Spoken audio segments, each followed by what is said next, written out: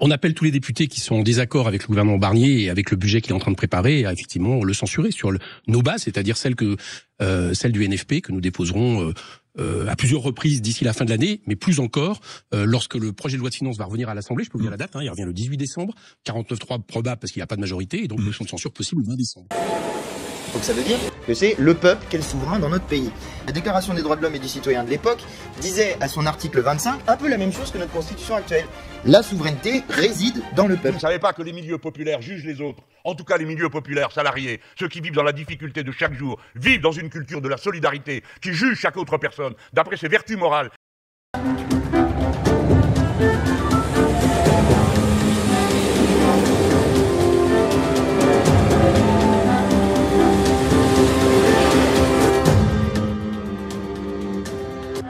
Monsieur le ministre de l'Agriculture, les agriculteurs sont des centaines à se mobiliser pour défendre leurs droits. Depuis des mois, nous vous alertons sur le mal-être et la grogne qui montent dans les campagnes.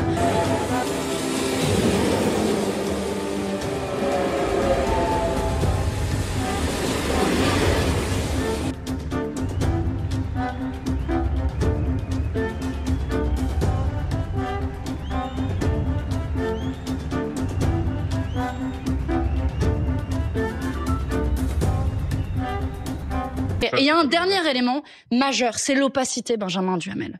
Je suis la première vice-présidente de la Commission des affaires commerciales au Parlement européen.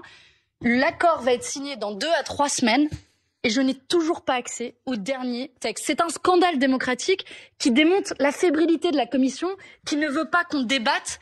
Aujourd'hui, pour discuter de l'état de l'agriculture en France et singulièrement dans le Var, mais aussi dans ce domaine des phoques ici, pour discuter aussi très particulièrement de la production de volailles et du type de production que vous avez ici dans le Var, comparé au type de production à laquelle ils vont être soumis à une concurrence déloyale, par exemple au Brésil ou en Argentine. En 2020, il y a eu un vote au Parlement européen pour rejeter l'accord de libre-échange avec le Mercosur, qu'à l'époque la gauche a voté pour le rejet, mais que les macronistes et leurs alliés d'aujourd'hui des républicains ont voté contre et que le Rassemblement national s'est abstenu.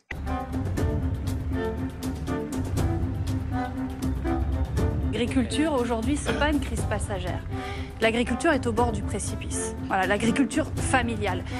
Il faut comprendre qu'il y a un agriculteur sur 5 qui gagne moins de 6 000 € par an. Il faut comprendre que chaque année, on perd 10 000 emplois agricoles. D'accord ? Et il faut comprendre aussi que nous sommes maintenant déficitaires. Ce que nous disons, c'est que depuis le début, le seul groupe qui a voté contre tous les accords de libre-échange, c'est celui dans lequel siègent les Insoumis, celui de la gauche européenne. Si bien que toutes les raisons de la colère sont là.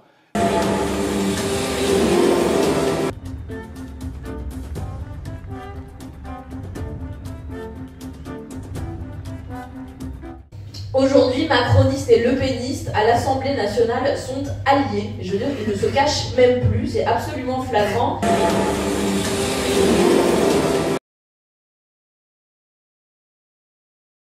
Il est désormais plus facile de licencier pour les entreprises. En échange, les salariés ont eu droit à quoi ? 2 années de retraite volée et un durcissement de l'assurance chômage. Tiens, ma petite fille, va porter ça à ce pauvre homme. Il faut toujours secourir les malheureux. Voilà. 143 000, c'est le nombre de destructions d'emplois prévues en France en 2025 par l'OCDE. Derrière ce chiffre, c'est 143 000 hommes et femmes dont la vie peut basculer. Quelle est votre feuille de route, monsieur le ministre, pour garantir à ces 143 000 femmes et hommes un emploi ? Eh bien, malheureusement, cette liste des plans de licenciement, elle ne cesse de s'allonger. Nous en avons recensé à ce jour 230, et ça n'est que la partie émergée de l'iceberg. Le cadeau fiscaux fait aux actionnaires, fait au grand patronat, fait aux milliardaires, dont on nous avait vanté qu'ils donneraient un ruissellement. Le résultat, vous avez vu le nombre de plans sociaux, de plans de licenciement qui sont en train de s'annoncer dans le pays. Vous avez Sanofi, ArcelorMittal, vous avez Michelin, vous avez Auchan, et à chaque fois, ils licencient avec de l'argent public. Car il y a à craindre que non seulement ceux qui sont jetés à la rue, condamnés à la mort sociale par ces licenciements, ne viennent voir leur nombre renforcé par tous ceux qui seront dans les conséquences. Quoi ? Eh bien, quand une entreprise ferme un endroit, si c'est dans une petite ville, ou si c'est des fois même dans un village, eh bien, ensuite, c'est tout le commerce local qui est touché. C'est toutes les activités locales qui sont touchées. Donc, quand on parle de 300 000 personnes qui perdraient leur emploi, on peut en ajouter encore plusieurs dizaines de milliers qui le perdront aussi, du fait qu'il n'y a plus ce pouvoir d'achat, cette capacité de consommation.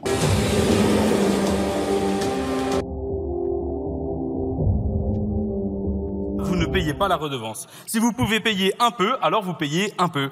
Mais si vous avez beaucoup, alors vous payez plus. Ça s'appelle la solidarité, ça s'appelle la justice fiscale. Cela ne se négocie pas et c'est pourquoi nous ne céderons pas au chantage qui nous est fait à Légitimement, les gens se disent, mais c'est quand même pas possible qu'on ait donné de telles masses de crédits d'impôt, de cadeaux fiscaux à ces entreprises pour qu'on les retrouve en dividendes, c'est-à-dire en argent donné à leurs actionnaires et qui, par-dessus le marché, délocalisent. Ainsi, ce que vous appelez la dette sociale, on le paye 3 fois, on cotise, on paye des impôts et vous venez gratter sur les pensions de retraite et les rendez-vous médicaux. Vous avez inventé la nationalisation ultralibérale. On alimente les grands groupes pour leur demander de bien vouloir travailler.